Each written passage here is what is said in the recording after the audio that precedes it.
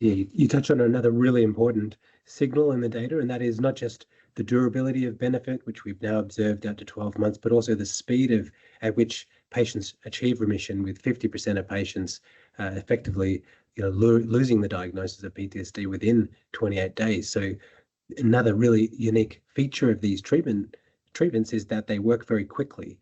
They're intensive, they require a lot of resources in a shorter amount of time, but in a very concentrated intervention, we can help people very quickly. And so that has massive significance, particularly for those that are acutely unwell. And that means we can help keep people out of hospital, we can lower readmission rates, and also the rapid response and the durability of the benefits suggests that there's a really distinct mechanism at play here that is unlike traditional prescription drug approaches or even long-term therapy approaches. This is an accelerated intervention that's improving emotional processing, neuroplasticity. It really compresses what traditionally has been a treatment, or a treatment approach that can take many, many months or even years for some people into a therapeutic window much shorter than that. And I think that has tremendous, societal positive benefits.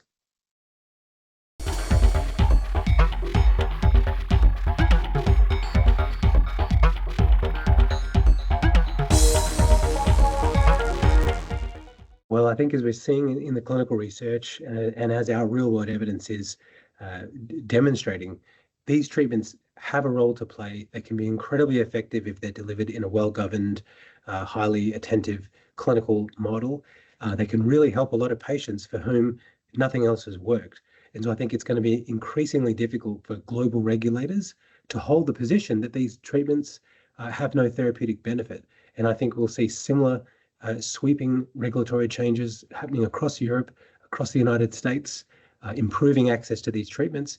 But all of these governments will be left with the next challenge, which is how do you actually deliver these treatments at scale in an educated, informed way? And I think that creates a massive opportunity for a company like Emyria, because we're thinking about the operating manual for these clinics. We're thinking about the software programs that support delivery. We're thinking about the training that can support readiness to deliver these treatments and drug supply chains.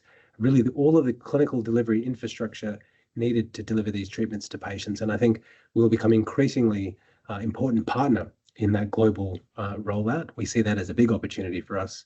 And I think that really the tailwind is behind us now. The world needs better treatments. These are very, very encouraging early clinical results that we're seeing. And I expect the uptake to be quite rapid when those regulatory changes do happen across the continent and in other countries.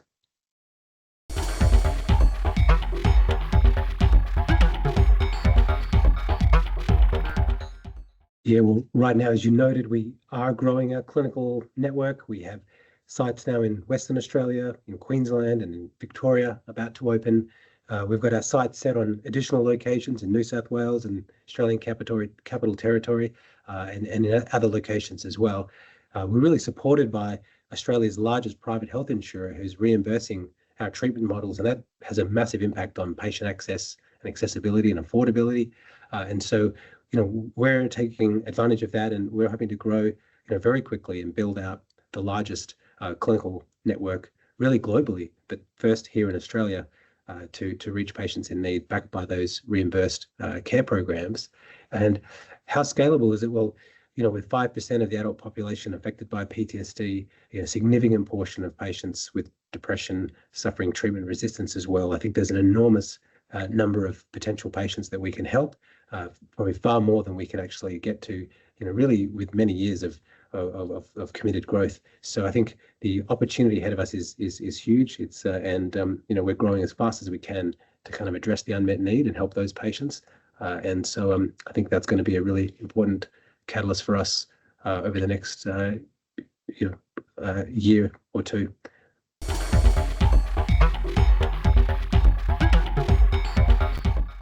It goes really back to what we first started speaking about around real-world evidence and building, the intelligent sort of learning health approach for these kind of emerging treatments.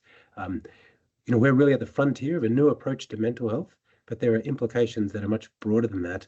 I think we'll see additional indications coming for the treatments we're allowed to prescribe today. That's MDMA for PTSD, psilocybin for treatment-resistant depression. Additional indications will come into play and be relevant with those two drugs, but we'll have many, many more new drugs that we might be able to bring into these treatment models as well.